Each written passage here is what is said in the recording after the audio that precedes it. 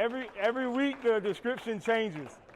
Every week the description changes get added. I know, it's like, dang, this dude come up here every week and say something, and some of y'all probably are getting to that point in your mind where you're like, what else could he possibly say that we haven't heard before? But let me say this. Two things have brought down legendary teams, and before I get to that point, I want to give y'all a little backstory. I grew up I'm still a huge Laker fan before LeBron got there. Like, when Magic's career was coming to a close and Shaq and Kobe got there, right? So those of y'all who weren't born, I was born, I'm a little older dating myself, for the first three-peat, right? From 2000 to 2002, 3 championships. First year, they were in first place.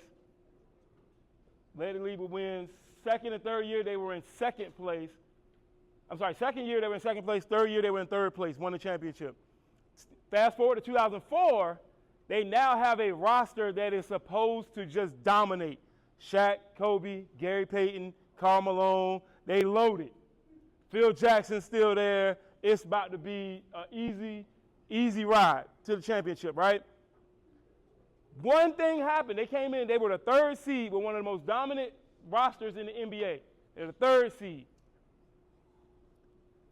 What killed their opportunity to actually win the finals, because they lost to the Pistons 4-1. One of the most dominant rosters put together, lose to the Pistons 4-1. Pistons didn't have a team that should have been able to measure up to that team. What cost them the championship was 2 things: emotion and ego. The first 3, there was no ego. It was the overall plan that mattered. Winning championships, that's what mattered. I'm going to do my job, I'm going to fulfill my role, and we're going to win. Get to 2004, we start getting egos. Shaq complaining about this his team, who's the young guy, now y'all want to ride with Kobe. All this back-end fighting, Kobe snitching on Shaq, all this stuff. It's just a whole bunch of back-end fighting happened, tore one of the most dominant rosters apart that should have won the finals. Emotion and ego. I say that because most great teams, most great dynasties fall apart because somebody gets in their feelings and somebody's head gets too big for the program. Those are the 2 things that kill a dominant franchise. The situation that's going on here is we haven't hit that mark yet of dominance. But we got egos and emotion. If you want to see what you hope for cut short, keep operating the way you operating.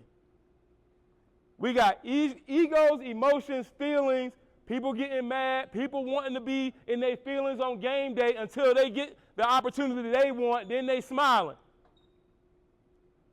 And I give you a little bit of myself. The issue I have with that is that you got to be willing to sacrifice for the greater good. The greater good is to win a championship. Coach Cherry said his goal is the regional championship. That is the goal. Some of y'all got to put your own ego and emotions on the back burner to get that. Some of y'all got to be willing to do it. People ask me, before I got here, people ask me, you got all these years of experience, you coached here, why would you go volunteer there? Why? Because I believe in this man. We sat down, we met before I got here, and he told everything that I told him I wanted to do, and he gave me his expectations. The first thing he said, he kept it 100 with me. Hey, coach, I can't pay you. I looked him dead in the eye. It ain't about money. It's about the plan. You got a vision. You were my mentor. I'm going to support you. Some of y'all got to be willing to take the back burner to support your mans that you call your mans and say, you know what, I'm going to let you eat tonight. Because tonight you the hot hand, so you need to eat so we can win, because the goal is the regional championship. But we're so worried about ourselves. We're so worried about what we want as individuals that we can't see the bigger picture. The bigger picture is hoisting that regional championship trophy. That is the bigger picture. You don't get there by being in your ego and your feelings. You don't get there that way. You know what happens when you operate like that? First round loss.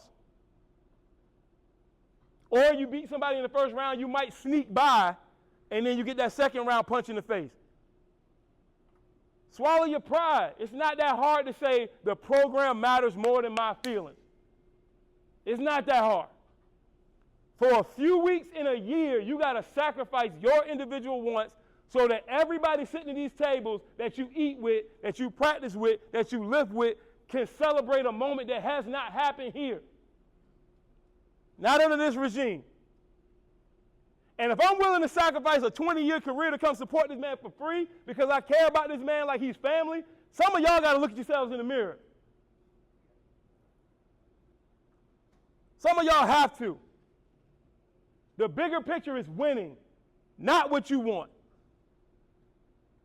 We talked about character. We talked about feelings. We talked about all these things the last few weeks. Some of y'all got to drop your feelings. Some of y'all got to adjust your character. And I know, like, we don't really talk about religion and stuff much, but as I was reading today, there's a question that always arises. Who's the best? In a room where it doesn't matter.